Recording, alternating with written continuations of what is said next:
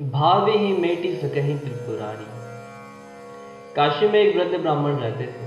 उनकी कोई संतान नहीं थी। बहुत तपस्या की तो भोले बाबा प्रसन्न हुए, दर्शन दिए तो पूछने मांगिए क्या मांगते हैं। तो बोले हमें पुत्र चाहिए। बोले पुत्र तो दो प्रकार के होते हैं, सुपुत्र और कुपुत्र। कुपुत्र की आयु लंबी होगी लेकिन दुख देगा, सुपुत्र की आयु कम होगी लेकिन सुख देगा। अब ब्राह्मण सोचते हैं कि सुख ही बेहतर है, तो कहते हैं हमें सुपुत्र ही चाहिए। भोले बाबा कहते हैं ठीक है, सुपुत्र होगा और आयु रहेगी 5 वर्ष।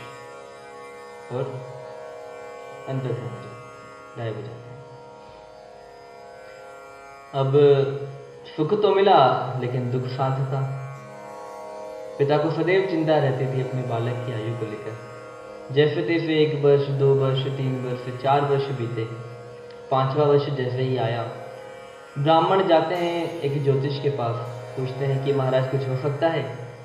कहते हैं कि अगर कोई सिद्ध संत आशीर्वाद दे दे इस बालक को तो कुछ हो सकता है। तो सिद्ध संत कहाँ मिलेंगे? तो कहते हैं यह इस झगड़े में ही क्यों पड़ते हो, कौन सिद्ध है कौन नहीं है। सभी संतों को सिद्ध मान के और आशीर्वाद लो, एक ना एक सिद्ध संत तो मिलेगा ही। अब जो ब्राह्मण रहते हैं वह गंगा के किनारे कुटिया बनाकर रहने लगते हैं, और जो आने जाने वाले नर नारी रहते हैं सबको उस बालक से प्रणाम कराते हैं।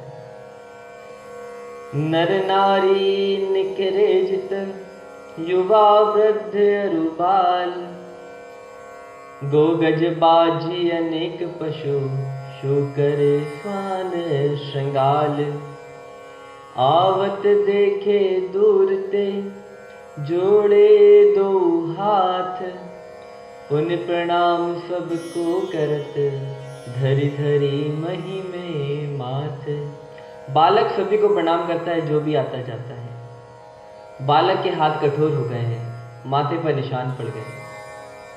प्रभु की लीला देखिए। जब बालक की आयु में 3 दिन शेष रह जाते हैं तब सप्त ऋषि उस और आते हुए दिखाई देते हैं। जब बालक की आयु में रहे 3 दिन शेष, बड़े भाग से मग तब सप्तऋषि कीन प्रवेश। सप्तऋषि और आते हुए दिखाई देते हैं। बालक जमीन पर सर रखकर प्रणाम करता है। सप्तऋषि कहते हैं चिरंजीवी भव।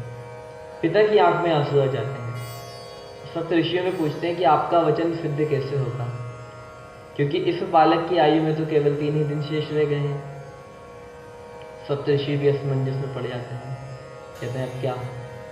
कहते हैं आप ही देखिए, अब क्या आप ही का आशीर्वाद है। तो पिता से कहते हैं कि आप इस बालक को आज ही हमें सौंप दो, इस बालक का कल्याण होगा।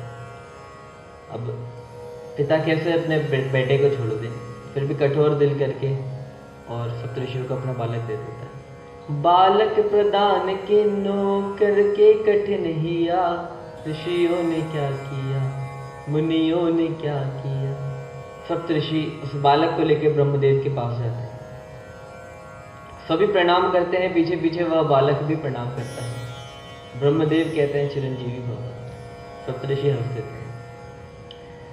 सप्तऋषियों में कारण पूछते हैं तो ब्रह्मदेव को सप्तऋषि कहते हैं कि इस बालक की आयु में केवल 2 ही दिन शेष रह गए हैं। आपने चिरंजीवी होने का आशीर्वाद दे दिया, अब आप ही जानो। बोले हम तो फंस गए। तो बोले हम भी फंस गए थे पहले। तो बोलते अब क्या किया जाए? तो कहते हैं कि सप्तऋषि बोलते हैं हमें तो अब दोष नहीं लगेगा। तो ब्रह्मदेव पूछते हैं क्यों? तो बोले लोग कहेंगे सप्तऋषि झूठे, तो हम कहेंगे ब्रह्मदेव झूठे, तो सप्तऋषि झूठे, हमें तो दोष नहीं लगेगा।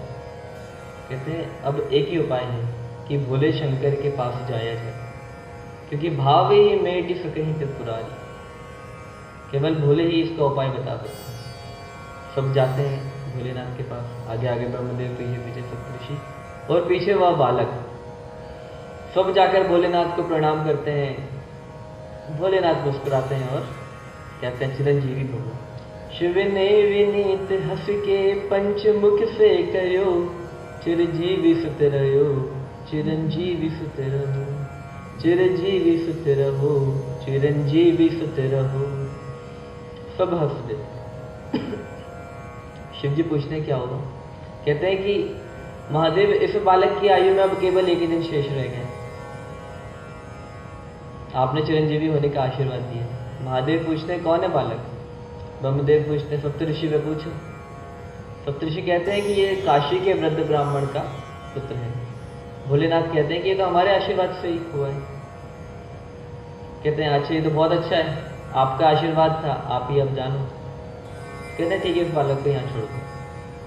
भोलेनाथ उस बालक से कहते हैं कि ओम नमः शिवाय का जप करते हुए इस शिवलिंग पर बेलपत्र अर्पित करते रहो। बालक ठीक वैसा ही करने लगता है। अब संध्या का समय होता है, यमराज आते हैं प्राण हरने, उस बालक के गले में फंदा डालते हैं। भोलेनाथ देखते हैं कि बालक तो बेचैन हो गया है और शिवलिंग से लिपट गया है। भोलेनाथ प्रकट होते हैं, हाथ में त्रिशूल लिए यमराज की ओर। यमराज हाथ जोड़ लेते हैं, कहते हैं प्रभु आपका ही विभाग है, आपके ही बनाए हुए सारे नियम हैं, आपका विभाग आप ही ऐसा करें, ये तो उचित नहीं है। शिव जी कहते हैं कि बताओ कि इस बालक को आयु किसने दी? बोले महादेव आपने। तो किसके हिसाब से इसकी आयु निश्चित होगी? यमराज कहते हैं कि हम प्रभु का गणित जानना चाहते हैं कि किस प्रकार से आयु निश्चित होगी। शिव जी कहते हैं कि जब चारों युग सतयुग, त्रेता युग, द्वापर और कलयुग बीतते हैं, तो जब ये 74 बार बीत जाते हैं तब एक कल्प होता है। और ब्रह्मदेव की आयु में ऐसे कई कल्प बीत जाते हैं, और ऐसे 10 ब्रह्मा जब बीत जाते हैं तब मेरा एक दिन होता है। क्या कहते हैं कि ब्रह्मा जी की आयु में बीतत कल्प अनेक, और 10 ब्रह्मा बीते तब शंकर को दिन एक। तो ऐसे दिनों का मास बना, ऐसे दिन के मास गिन, और मास के वर्ष बनाओ, और ऐसे 5 वर्ष हो जो बालक सुख से बिताए। अब यमराज कहते हैं कि महादेव जब आपके एक दिन में 10 ब्रह्मा बीते जाते हैं तो यमराज तो कितने ही बीत जाएंगे। कहते हैं आपका गणित तो अपरंपार है। वह बालक महाप्रलय में भी जीवित रहा और मार्कंडेय नाम ऋषि के नाम से प्रसिद्ध हुआ। भावे वो मेटी सकहि त्रिपुरारी,